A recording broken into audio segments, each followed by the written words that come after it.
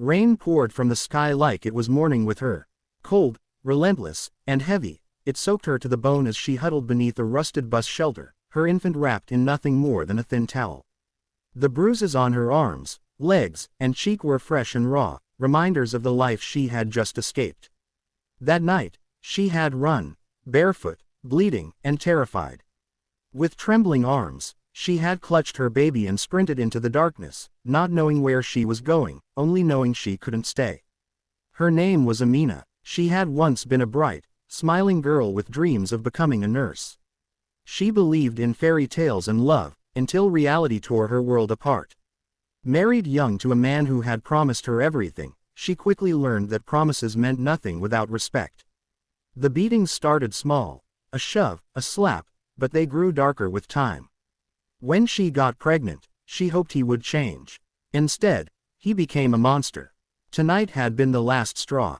He had thrown a glass bottle at her when the baby wouldn't stop crying. It missed the child by inches. Her instincts took over. She grabbed her son, slipped out the door, and didn't look back. Now she sat in silence, trying to keep her baby warm with her own body heat, her lips too numb to even cry. The world around her seemed to move on heartlessly. Cars sped by. People hurried past under umbrellas. No one noticed the soaked, shaking woman clutching a tiny bundle of life. She was invisible. That was when he saw her. Daniel Shaw was not your average man. Born into wealth, he had everything: companies, cars, status. But none of it filled the emptiness he felt since losing his wife to cancer 2 years ago. He had learned not to judge happiness by a bank account. That evening, he was on his way home from a charity event, his chauffeur offering to take a faster route, but Daniel insisted on the scenic one. Sometimes, he said, slowing down lets you see what matters. As the car rolled past the bus stop, he caught a glimpse of something that made his heart stop. Wait! Stop the car! His driver slammed the brakes as Daniel jumped out, coat flying behind him. He rushed over, the rain soaking his designer shoes, but he didn't care. "Miss, are you okay?" he asked gently, crouching beside her. Amina flinched. Her first instinct was fear. All her life, men had only brought her pain. But this man's voice, calm, soft, sincere, broke through the wall she had built around her heart. I have nowhere to go," she whispered, clutching her baby tighter. Daniel looked down and saw the baby's face, pale and cold. Without a second thought, he slipped off his long wool jacket and wrapped it around both mother and child. "Come with me, please. Let me help you," he said. She stared at him, hesitant, lips trembling. "Why?" she managed to ask, barely audible.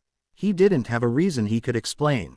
All he knew was that no human being deserved to be abandoned like this. "Because someone should," he said. He helped her into the car, asking nothing. She didn't know where he was taking her, and she was too exhausted to care. She sat in silence, the warmth of the car feeling almost unreal after the biting cold. Daniel made a quick call to his housekeeper, asking her to prepare a guest room and baby supplies immediately. That night, for the first time in what felt like forever, Amina and her baby slept in warmth, in safety. In the morning, sunlight poured in through tall windows. Amina awoke to the sound of birds, not shouting. Her baby cooed beside her, dry, warm, and wrapped in a fresh blanket. She sat up, disoriented. Was this a dream? There was a soft knock at the door. Daniel stepped in holding a tray of food. "I figured you'd be hungry." Amina was stunned. No man had ever brought her breakfast, not even on her birthday. She tried to speak but her throat tightened. "It's okay," Daniel said, setting it down. "You don't have to say anything. Eat, rest, and when you're ready, we'll talk." Days passed. She slowly began to trust him.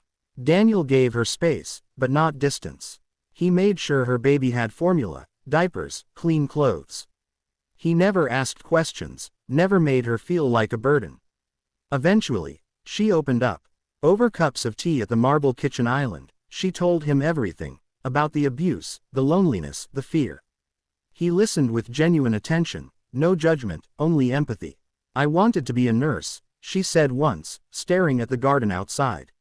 "But life doesn't always let you choose. Maybe it's time to choose again," he said gently. He helped her enroll in nursing classes, arranged for a nanny when she was in school, even gifted her a laptop. But more than anything, he gave her dignity. The press eventually caught wind of the story. Millionaire rescues single mom and baby from the streets, but Daniel refused to comment.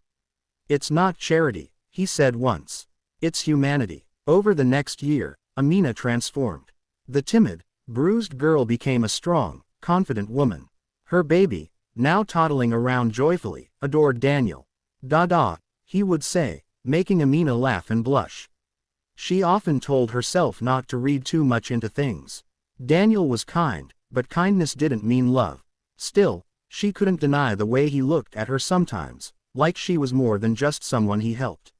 One evening, after her graduation ceremony, Daniel hosted a small dinner for her. As she held her diploma, he raised a toast. To Amina, proof that strength isn't just surviving. It's choosing to thrive. Tears welled in her eyes. After everyone left, they stood on the balcony overlooking the city. She looked at him, gratitude in her eyes. "You saved me." He shook his head. "You saved yourself. I just opened the door." Silence hung between them, comfortable and charged. Then, slowly, he reached for her hand. "I never planned on this," he said.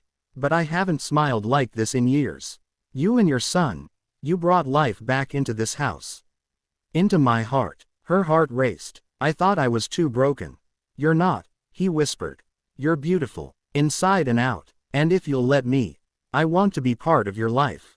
Not as a savior, as a man who's fallen in love with you." Amina's eyes brimmed with tears. For the first time, her tears weren't from pain, but from healing. "I never thought I could feel safe again," she whispered. "You are," he said, pulling her into his arms. In the months that followed, their bond deepened. He officially adopted her son. They traveled together, laughed together, rebuilt life not out of pity, but out of love. And Amina, once beaten and discarded, stood tall not just as a survivor, but as a symbol of what happens when compassion meets courage. She never forgot the rain. But now, when it poured, she saw it differently. Not as the night her world ended, but the night everything truly began. Let me know if you'd like this in video format, image prompts, hashtags, or as a script.